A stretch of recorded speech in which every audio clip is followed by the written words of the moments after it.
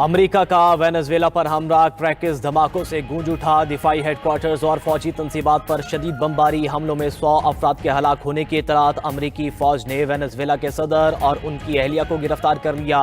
بیرون ملک منتقل صدر ٹرمپ کی وینزویلا پر حملوں کی تصدیق۔ سوشل میڈیا پر جاری بیان میں کہا کہ وینزویلا اور اس کی قیادت کے خلاف بڑے پیمانے پر کامیاب آپریشن کیا۔ امریکی حملوں سے کریکس میں مختلف مقامات پر آگ بھڑک اٹھی۔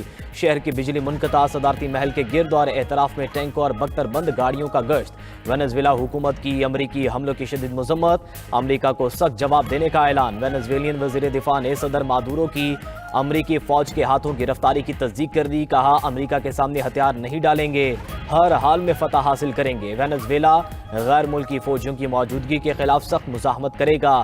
حملوں کا مقصد وینزویلا کے تیل اور معدنیات پر قبضہ کرنا ہے۔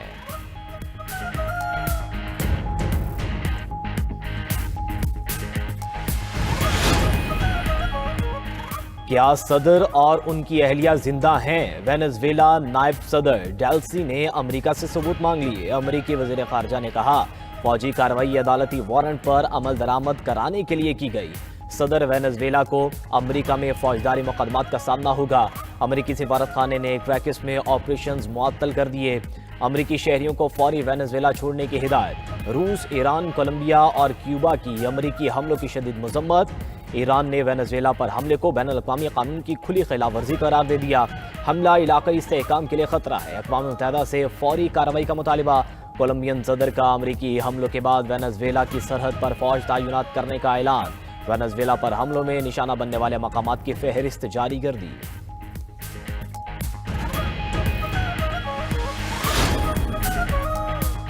پاکستان کا دفاع ناقابل تسخیر، اہم سنگ میل عبور۔ پاک فضائیہ کے مقامی طور پر تیار کردہ تیمور ویپن سسٹم کا کامیاب تجربہ۔ Taimur air launch cruise missile 600 kilometre تک زمینی اور بحری اہداف کو نشانہ بنانے کی صلاحیت رکھتا ہے۔ کم بلندی پر پرواز کی صلاحیت، دشمن کے ایئر اور میزائل ڈیفنس سسٹم کو چکمہ دینے میں مؤثر۔ تیمور کروز میزائل جدید نیویگیشن اور گائیڈنس سسٹم سے لیس اور پاک فضائیہ کی روایتی دفاعی صلاحیت میں نمایاں اضافہ۔ تیمور ویپن سسٹم علاقائی سیکیورٹی ماحول میں پاکستان کی قابل اعتماد دفاع کو مضبوط بناتا ہے۔ تیمور میزائل کا کامیاب تجربہ قومی سلامتی کے اہداف کے حصول کی عکاسی کرتا ہے۔ فلائٹ ٹیسٹ کا مشاہدہ پاک افواج کے سینئر افسران اور سائنسدانوں نے کیا۔ صدر، وزیر اعظم اور air chief marshal Zaheer Ahmed Babar Sidhu کی کامیاب تجربے پر سائنسدانوں اور انجینئرز کو مبارکباد۔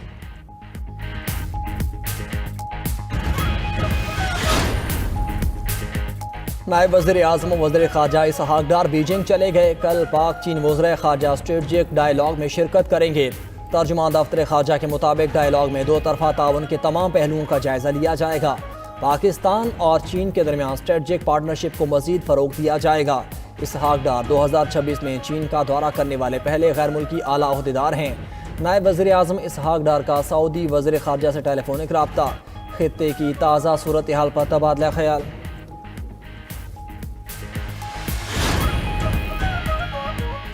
ایران کا اقوام متحدہ سے ڈونلڈ ٹرمپ کی دھمکیوں پر فوری رد عمل دینے کا مطالبہ۔ اقوام متحدہ میں ایرانی سفیر کا UN سیکرٹری جنرل اور صدر سلامتی کونسل کو خط۔ امریکی صدر کی جانب سے ایران کو دھمکی کی مذمت کرنے کا مطالبہ۔ ایرانی سفیر نے خط میں کہا کہ امریکی صدر کا بیان اقوام متحدہ کے چارٹر اور عالمی قوانین کی سنگین خلاف ورزی ہے۔ بے امنی بھڑکانے کی کوئی بھی کوشش ایرانی خود مختاری کی خلاف ورزی ہے۔ ایران اپنی خود مختاری کے دفاع کا حق رکھتا ہے۔ جارحیت کا مناسب اور فیصلہ کن جواب دیا جائے گا اور کسی بھی ممکنہ کشیدگی کی ذمہ داری امریکہ پر عائد ہوگی۔ امریکی صدر ٹرمپ نے ایرانی مظاہرین کی مدد کے لیے مداخلت کا اعلان کیا تھا۔ ٹرمپ نے کہا کہ اگر ایران نے مظاہرین کو قتل کیا اور گولی چلائی تو امریکہ مظاہرین کو بچانے کے لیے آئے گا۔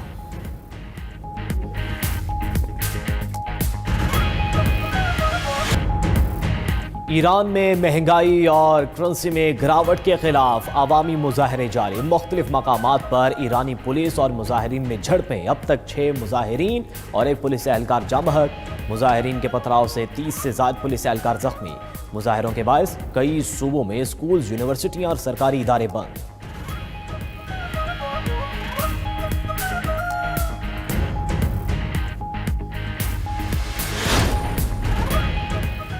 عدالت کا وزیر اعلیٰ خیبر پختونخوا سہیل آفریدی کو گرفتار کر کے پیش کرنے کا حکم۔ سیشن کورٹ اسلام آباد میں سہیل آفریدی کے خلاف ریاستی اداروں پر گمراہ کن الزامات اور ساکھ متاثر کرنے کا کیس۔ عدالت نے عدم حاضری پر سہیل آفریدی کے ناقابل ضمانت وارنٹ گرفتاری جاری کر دیے۔ کیس کی سماعت 17 جنوری تک ملتوی۔ ادھر 9 مئی کے 11 مقدمات کی ADC راولپنڈی میں سماعت۔ عدالت کی ملزمان کو حاضری لگا کر جانے کی اجازت۔ سماعت 16 جنوری تک ملتوی۔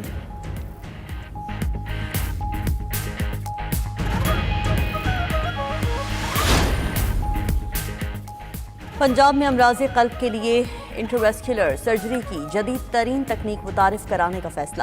وزیر اعلیٰ پنجاب مریم نواز سے اوکلاہوما ہارٹ اسپتال کے وفد کی ملاقات۔ پنجاب میں ڈاکٹرز کی ٹریننگ کے لیے خدمات حاصل کرنے پر اتفاق۔ مریم نواز کی انٹرویسکولر سرجری کے لیے جدید طبی آلات کی خریداری کی ہدایت۔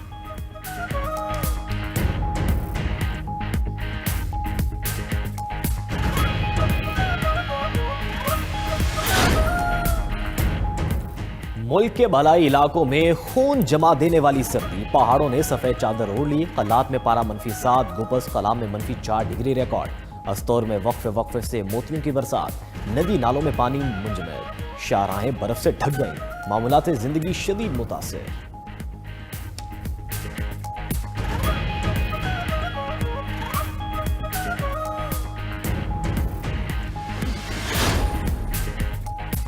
چیئرمین PCB محسن نقوی کا حنیف محمد ہائی پرفارمنس سینٹر کا دورہ، کوچز اور کھلاڑیوں سے ملاقات۔ محسن نقوی کی خواتین کھلاڑیوں کو غذائیت سے بھرپور کھانا دینے کی ہدایت۔ کہا کہ خواتین کھلاڑیوں کو ٹریننگ کے دوران بہترین سہولیات کی فراہمی جاری ہے۔ بہترین کوچز آپ کی تربیت کر رہے ہیں، آپ نے صرف محنت سے ٹریننگ کرنی ہے۔ ہر موقع پر جذبے اور عزم کے ساتھ فائٹ کریں، کبھی ہمت نہ ہاریں۔ مکمل فٹ کھلاڑی کا واضح فرق گراؤنڈ میں نظر آتا ہے۔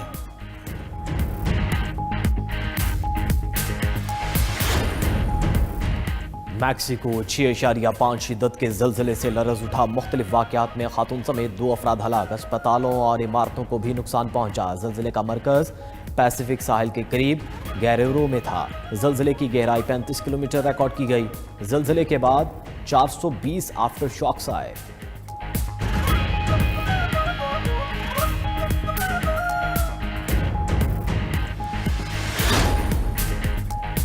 امریکی ریاست کیلیفورنیا کے شہر سان فرانسسکو میں طوفانی بارشوں کے بعد سیلاب، سڑکیں اور عمارتیں پانی میں ڈوب گئیں۔ نیشنل ویدر سروس نے مزید سیلاب کا الرٹ جاری کر دیا۔ 50 میل فی گھنٹہ کی رفتار سے تیز ہواؤں کی وارننگ بھی جاری۔ ادھر استنبول میں برفباری کے خوبصورت نظارے، 2 روز سے جاری برفباری نے شہر کا حسن دوبالا کر دیا۔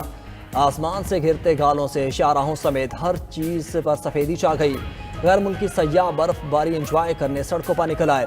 روسی دارالحکومت ماسکو بھی شدید برف باری کی لپیٹ میں آ گیا۔ سڑکوں اور عمارتوں نے برف کی سفید چادر اوڑھ لی۔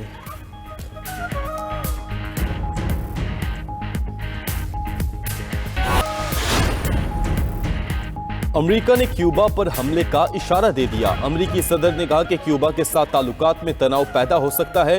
کیوبا بہت بری طرح سے ناکام ہوتا ہوا ملک ہے، ہم وہاں کے لوگوں کی مدد کرنا چاہتے ہیں۔ امریکی وزیر خارجہ مارکو روبیو بولے، کیوبا میں نااہل لوگ حکومت کر رہے ہیں۔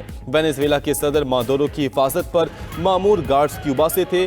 وینزویلا کی خفیہ ایجنسی بھی کیوبا کے اہلکاروں سے بھری پڑی ہے۔ حیرت ہے، چھوٹا سا جزیرہ وینزویلا پر قابض ہو گیا۔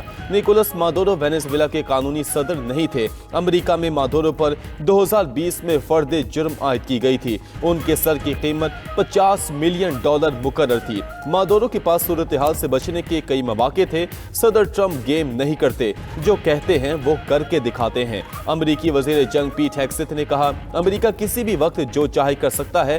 نائب صدر JD وینس بولے، امریکہ کا مقصد منشیات اسمگلنگ کا خاتمہ اور چوری شدہ تیل واپس لینا ہے۔